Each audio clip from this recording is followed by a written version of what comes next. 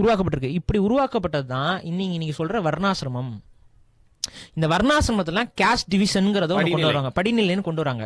அதுலதான் ஒருத்தன் மேல ஒருத்தன் அதுக்கு கீழே இன்னொருத்தன் அதுக்கு கீழேன்னு சொல்லி செக்ரிகேட் பண்ணி உனக்கும் கீழே உள்ளவர் கோடி நினைத்து பார்த்து நிம்மதி நாடுங்கிற கான்செப்ட் எல்லாத்துக்கும் ஒன்று பொருத்தி விட்டு என்ன பண்ணிடுறது, ஒன்னா நான் கீழ் சாதின்னு சொல்லல, உனக்கும் கீழே சாதி இருக்குன்னு தான் நான் சொல்றேன் அப்படின்னு வந்து இவங்களுக்குள்ள ஒரு ஹைரார்க்கியை உருவாக்கி மாத்தி மாத்தி மாத்தி இவங்களுக்குள்ளே சண்டை போட விட்டுறது. அப்ப இவங்க எல்லாம் இவங்களுக்குள்ளே சண்டை போட்டு இருக்கும்போது இவங்களோட ஒற்றுமையின்மையை அழகா பயன்படுத்தி நம்ம வந்து இவங்களுக்கு எல்லாம் மேல இருந்து வேடிக்கை பார்க்கலாம்னு சொல்லிட்டு மேல இருந்து வேடிக்கை பார்க்கக்கூடிய வேலையைத்தான் 2000 ஆண்டுகளாக வட இந்தியாவில் செய்கிறார்கள், 1000 ஆண்டுகளாக இங்க தென்னிந்தியாவில் செய்வதற்கு முயற்சி செய்தார்கள், 500 ஆண்டுகளாக தமிழகத்தில் செய்கிறார்கள்.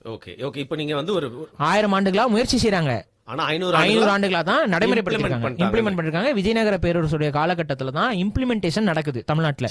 அதையும் முழுமையாக அவர்களால் செய்ய முடியவில்லை. அதனாலதான் இன்னைக்கு வரைக்கும் தமிழகத்தில் அந்த எதிர்ப்புணர்வும் அந்த சாதிய படிநிலைகளுக்கு எதிரான ஒரு ரெசிஸ்டன்ஸ் என்பது இன்றளவும் இருக்கு.